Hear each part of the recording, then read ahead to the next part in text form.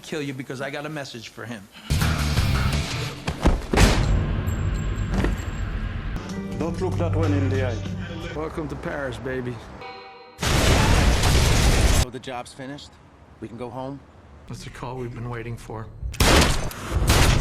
Ooh, come to daddy.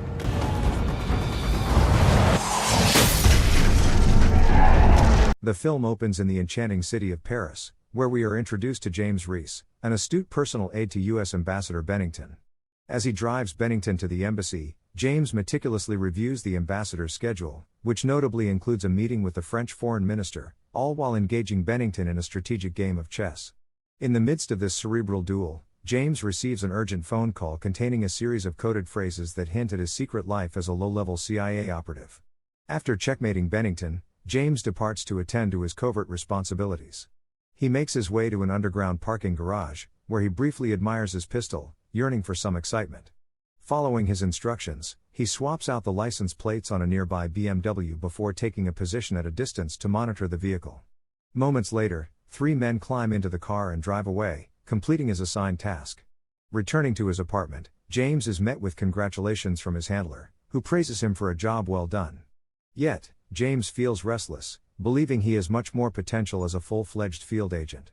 His handler, however, insists that it's too soon for him to take on greater challenges and assigns him the task of planting a surveillance chip in the foreign minister's office during Bennington's meeting. James is surprised when his handler reveals that the chip has been in his left jacket pocket all along. As he examines the chip, there's a knock at the door. It's Caroline, his French girlfriend, who greets him with a kiss and inquires about his day at work, questions he can't answer due to the nature of his job. After changing into a stunning dress and heels, she seeks his opinion. James admires her choice but is taken aback when she reveals that the dress is made from their curtains. As they discuss dinner plans, James playfully suggests they skip to dessert, leading to an intimate evening together. The following day, James shadows Bennington to the meeting and is unexpectedly invited inside, simplifying his mission. During the meeting, he attempts to discreetly attach the chip to the table using chewing gum but fails spectacularly. His opportunity arises only after the meeting concludes and everyone vacates the room. He quickly staples the chip to the underside of the table before leaving. When James returns home later, he is startled to find a trail of blood leading to his apartment door, which stands ajar. Grabbing a broomstick for protection, he cautiously steps inside and discovers Caroline on the balcony. She reassures him that what he mistook for blood was merely sauce from the dinner she had prepared for them both, dispelling his fears and bringing a moment of relief amid the tension of his double life. She has a special gift for him, but just at that moment, his CIA handler calls, expressing admiration for James's recent work and urgently instructing him to head to the airport for his next assignment. His partner, Charlie Wax, is in need of a driver but is currently detained by French customs. James hesitates, reminding the handler that he lacks special ops certification. However, the handler reassures him that the tasks ahead will be straightforward and that successfully completing them could lead to a promotion. The prospect of advancement fills James with excitement, and he turns to open Caroline's gift, discovering a ring that once belonged to her father. Frustrated by his reluctance to propose, she slips the ring onto his finger and insists he promise never to take it off before sharing a heartfelt kiss goodbye. Upon arriving at the airport, James finds CIA field agent Charlie Wax in a full-blown meltdown over being denied entry for his energy drinks. Charlie unleashes a tirade on the airport staff, reminding them of America's sacrifices during 2 world wars. Sensing the escalating situation, James steps in to calm Charlie down, urging him to comply. With little time to spare, Charlie insists they must reach a triad-run Chinese restaurant immediately and suggests calling someone more competent if James can't handle it. Reluctantly, James slaps a diplomatic sticker on Charlie's bag, and they make their exit while Charlie continues to mock the agents. As they drive, James wonders why Charlie is so fixated on the sodas when they can easily be found in any supermarket. Charlie reveals that the cans actually contain components for his favorite gun and that his antics at the airport were merely a diversion to avoid scrutiny. They arrive at the Chinese restaurant where Charlie eagerly orders his favorite dish, but James points out that it's actually an American creation invented by a Jewish chef in San Francisco. Skeptical, Charlie calls over a waiter for confirmation, but when the waiter admits he doesn't speak Chinese, Charlie loses his temper and holds him at gunpoint. In an instant, other restaurant workers pull out their weapons, igniting a chaotic gunfight as James scrambles for cover. Charlie showcases his impressive combat skills, taking down the gangsters with precision. He demands to know where the drugs are hidden, but the waiter remains tight-lipped. In frustration, Charlie fires shots into the ceiling, causing a flurry of white powder to rain down. He instructs James to collect a sample in a vase, turning their mission into an unexpected and dangerous endeavor. They drive around to the back of the building.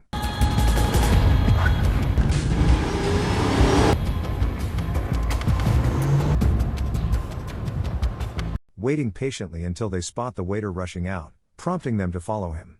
As they pursue, James ponders whether the sample they've collected is evidence, but Charlie quickly clarifies that it's actually currency for their next move. He reveals his true mission: to dismantle the operation of those responsible for the overdose of a girl named Charlotte.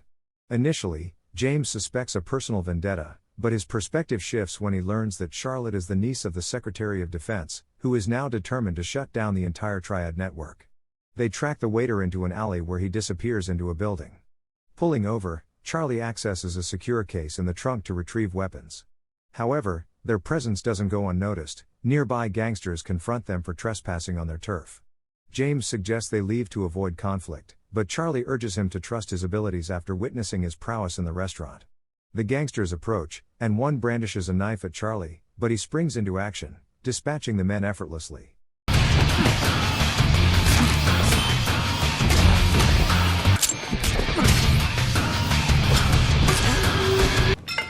Tell me that wasn't some impressive. They then scale the fire escape, finding an open door to break in. Charlie readies his weapon and instructs James to stay one floor below him. Soon, bodies start tumbling down the staircase. James climbs higher, encountering more fallen foes before reuniting with Charlie. They enter a room where young children are performing a traditional dance for an audience. Discreetly, they hold a gun to one man, warning him that they can summon the full force of the CIA at any moment unless he divulges the name of the drug supplier. Without hesitation, the man scribbles down the name and hands it over just as armed men burst into the room. James and Charlie narrowly escape the chaos, hiding in a room filled with mannequins before engaging in a frantic gun battle with their pursuers. They find another hiding spot where Charlie lays in wait for approaching enemies, taking them out with precision.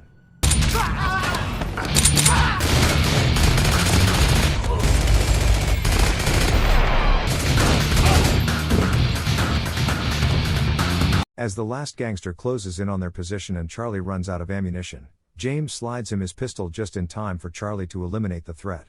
Afterward, James contacts his handler, expressing gratitude for the exposure but voicing concerns about Charlie's unorthodox methods, particularly regarding the vase of drugs he's carrying. The handler dismisses his worries, insisting that James follow Charlie's lead to accomplish their objectives. Just then, Caroline calls, anxious to know his whereabouts, but their conversation is abruptly cut off before he can reply. When he attempts to call her back later, his phone dies. In a moment of recklessness, he watches as Charlie takes a hit from the drugs, explaining it's just to take the edge off and offers some to James so he can blend in better with their surroundings. James hesitates at first, refusing to comply until Charlie threatens to send him back to the office. Concerned that they might be dealing with the same drugs that led to the defense secretary's niece's death, James is taken aback when Charlie reveals a startling truth: there is no secretary's niece. Confused and under the influence of drugs, James demands clarity, and Charlie explains that their mission revolves around tracing financial trails to apprehend Pakistani terrorists. They arrive at an alley where several men stand guard outside a building.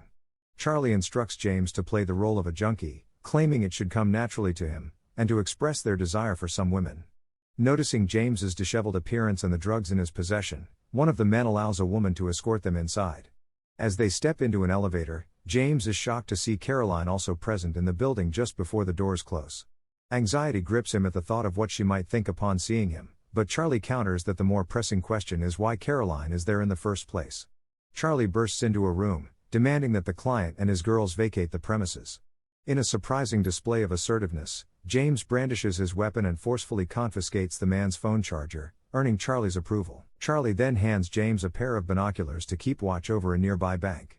He attempts to explain their situation to Caroline over the phone when he spots two Pakistani men entering the bank. Suddenly, loud shouts erupt from the door, and when James goes to investigate, he is ambushed by the building's owners. Charlie observes casually as James endures a beating for a moment before intervening, shooting both assailants dead. They quickly resume their pursuit of the two Pakistani men, who have now exited the bank and entered a van. Charlie sends a transmission from his watch to track the vehicle. The van leads them to a dilapidated area of town. Approaching the gangsters stationed outside a building, they pose as customers seeking drugs while offering cash. One of the men guides them inside but instructs them to wait while he fetches his boss. However, once inside, they are confronted by young gangsters who hold them at gunpoint, demanding they kneel and surrender their belongings, including James's ring, a gift from Caroline. The gang's leader, Rashid, makes his entrance and takes possession of James's ring. He offers them a gram of drugs in return, but Charlie boldly demands a kilo instead. Sensing their ulterior motives, Rashid grows suspicious and pulls out a gun, only for Charlie to swiftly redirect his own weapon at him, escalating the tension in an instant. James points out that possessing more than a kilo would lead to over 15 years in prison, sparking an idea in him. He shatters a vase filled with drugs, sending the thugs scattering in panic. Seizing the opportunity, he confronts Rashid, demanding his ring back and delivering a swift beating to retrieve it. Under duress, they compel Rashid to guide them to the apartment directly above where the Pakistanis are stationed. They burst into an elderly man's apartment, assuring him they mean no harm. Surprisingly unfazed by the intrusion, the old man even offers them tea. Meanwhile, Charlie employs an extendable camera to survey the room below, where he observes the men frantically packing their belongings. Formulating a plan, he prepares to descend to the window. He hands James an earpiece, instructing him to head downstairs and eliminate anyone attempting to flee. With a sudden burst of action, Charlie crashes through the window, swiftly taking out 3 men before being pinned down by gunfire. As James approaches the door, ready to storm in, Charlie realizes it's rigged with explosives. Ignoring the imminent danger, he pushes forward against the men inside, managing to take down a few. However, the remaining men find an escape route through the floor, prompting James to rush down to the level below. When he attempts to apprehend one, the individual refuses to surrender and tragically uses James's own gun to take his life. Charlie praises James for his efforts but soon learns that some men have managed to escape and spots a car pulling up outside for their extraction. Aware that they will take time to reach the vehicle, Charlie prepares an explosive vest resting on a nearby table. As the escaping men approach the car, he drops the vest, resulting in a massive explosion that obliterates the vehicle and eliminates the terrorists. In the aftermath, Charlie begins collecting evidence scattered throughout the apartment before law enforcement arrives. James catches a glimpse of his bloodied reflection in a mirror and attempts to clean himself up, still rattled by the chaos. He longs to leave this nightmare behind but is confronted by photos of himself plastered across the wall, a stark revelation of his deeper involvement than he had realized. Suddenly, they hear police officers approaching on the 10th floor, and James insists on intervening as he realizes the door is rigged to explode. Charlie restrains him, emphasizing their lack of time. Despite James's determination to save the officers, the door detonates, resulting in their deaths. Utilizing the ensuing chaos as cover, Charlie and James make their escape from the building and commandeer a police car. James expresses concern about leaving behind evidence and fingerprints that could lead law enforcement straight to him. However, Charlie dismisses his worries, abruptly reversing the car and ramming into their original getaway vehicle, which explodes due to Charlie's prior preparations. They drive to a rendezvous point where 2 CIA agents await them. Charlie commends James for his performance that day before handing over the gathered evidence and collecting a brown paper bag. James initially believes the package Charlie hands him is part of their ongoing mission, but to his surprise, it contains 2 sandwiches, Charlie's request for a brief respite. As they sit in the dim light, waiting on the CIA to confirm whether their mission is complete, a wave of doubt washes over James. What if they could never truly defeat their enemies? The weight of his past actions presses down on him. When he had the chance to pull the trigger, he hesitated. Perhaps he isn't cut out for this line of work after all. Yet Charlie reassures him, insisting that the agency needs honest men like him, those who wrestle with their conscience. Just then, James receives an invitation from Caroline to join her for dinner, and he extends the invite to Charlie as well. Along with them is Caroline's friend Nicole, who seems to bring a lightness to the evening. As they prepare for dinner, Charlie receives a call and turns up the music, attempting to mask his conversation from the others. The dinner unfolds with laughter and camaraderie as Charlie reflects on their recent success in dismantling a terrorist cell, hinting at the unsettling possibility that more threats may still lurk in the shadows. However, the atmosphere shifts when Nicole receives a call requesting a rose. In an instant, Charlie's demeanor changes. He pulls out his gun and shoots her dead, revealing that Rose was a code word linked to a network they had been tracking. Nicole's number was found in all the cell phones they had seized, marking her as a potential threat. Panic ensues as Charlie reveals that the entire house is bugged. James grapples with disbelief, questioning Charlie's sanity, but Charlie remains steadfast, producing one of the hidden listening devices he suspected was planted. Caroline vehemently denies any involvement, tears streaming down her face, yet James finds it hard to reconcile her innocence with what has just transpired. He recalls doing a background check on her when they first met, convinced of her sincerity. Charlie urges James to examine the ring Caroline gave him, suspecting it contains a tracker. Caroline pleads for James's trust, but in a moment of betrayal, he hands the ring over to Charlie. When Charlie confirms there is indeed a tracker inside, James is left shattered, demanding answers from Caroline. In a shocking turn, she shoots him in the arm before making a desperate escape out the window. Charlie bolts after her, racing across rooftops in pursuit. Caroline proves elusive, managing to reach the ground first where a getaway car awaits her. Charlie catches sight of the license plate just before she disappears into the night. Later, James tends to his wound, feeling the weight of his misjudgment. He admits he knows nothing about Caroline, but Charlie reminds him that love can often blind us to the truth. Suddenly, James receives a call from Caroline, who apologizes for shooting him. She reveals that 6 years ago, she met a man who introduced her to a new faith and that everything she did was in service of that purpose. Confused and hurt, James struggles to understand how her purpose could involve deceit and violence, but she hangs up before she can explain further. As she lingers by the car waiting for a man dressed in white, Charlie meticulously reviews the recording of their call, determined to identify any distinctive sounds that might help locate her.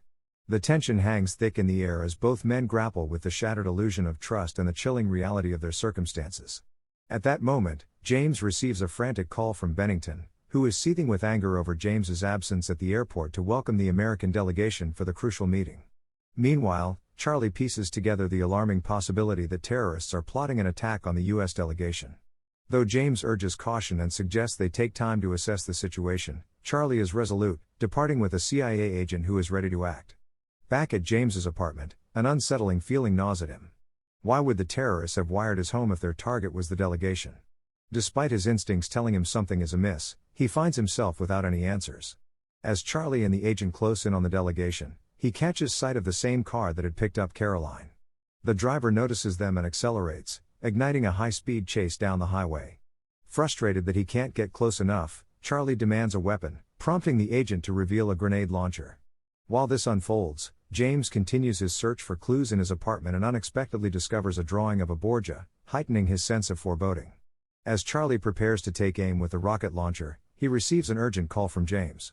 His voice trembles as he reveals that Caroline isn't in the car. Instead, she plans to infiltrate the summit disguised as a delegate. Charlie, convinced he can see her inside the vehicle, is cautioned by James that it could all be a ruse. When Charlie finally pulls alongside the car, he realizes it's occupied by a mannequin in the front seat, prompting James to make his way to the summit. Determined to neutralize the threat, Charlie attempts to alert the American convoy to change their route, but his warnings fall on deaf ears.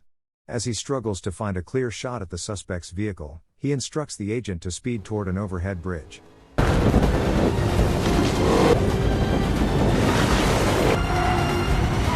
Meanwhile, the driver of the car prepares explosives within his vehicle as he hurtles toward the U.S. convoy. In a race against time, Charlie reaches the bridge just in time to carefully line up his shot. With precision and urgency, he fires, striking the car and igniting it in flames just as the convoy passes safely by. Simultaneously, delegates from around the globe gather at the summit. James arrives and immediately receives a call from Charlie, who warns him to remain vigilant. Caroline may be wearing a bomb vest. Despite Charlie's grave warning, James clings to the hope that he can reason with her and thwart her plans. However, he soon discovers that his diplomatic pass has already been used by Bennington's assistant. Guards attempt to escort him away despite his protests until Bennington intervenes and allows him through. Just as James thinks he can proceed, he sets off the metal detector with his gun, prompting guards to restrain him once again. In a desperate bid to avert disaster, James implores Bennington to shut down the summit immediately, insisting there is a bomber among them. Yet Bennington remains unmoved by what he considers vague intelligence, leaving James feeling increasingly powerless as time slips away. In a moment of desperation, James reveals that the bomber is his own fiancée, pleading with Bennington to trust him. Understanding the gravity of the situation, Bennington reluctantly permits James to enter the building, albeit without his firearm. As delegates pour into the venue, James catches sight of a figure clad in a burqa. However, the individual swiftly disappears into a room filled with others donning the same attire. Time slipping away, James makes a split-second decision to disarm a nearby agent, triggering chaos around him. Amidst the turmoil, he identifies Caroline by her distinctive shoes and confronts her at gunpoint. Cornered and with no escape, Caroline chooses to stand her ground, revealing the explosive vest strapped to her body. James desperately implores her to surrender, assuring her that he can help her find a way out. But Caroline remains resolute, declaring that she is at peace with her choice. In a heartfelt plea, James tries to reach her, promising they can navigate this turmoil together and expressing his unwavering love for her. For a fleeting moment, it seems she is swayed by his words, but then she raises her hand in defiance, forcing James to make the heartbreaking decision to shoot her in the head. In the aftermath of this tragic confrontation, an American diplomat expresses frustration over the delay, demanding accountability for those responsible. Meanwhile, Charlie speculates that James's actions may warrant a promotion and suggests he wouldn't mind having him on board for future assignments. Although James longs to return to his apartment, Charlie understands his intention and hands him an envelope filled with photographs of him and Caroline, an acknowledgement that he will want something to remember her by. Grateful yet heartbroken, James accepts the envelope as they walk out together, each grappling with the weight of their shared experience. Thank you for watching. If you are new, don't forget to subscribe for more recaps. Until next time, have a nice day.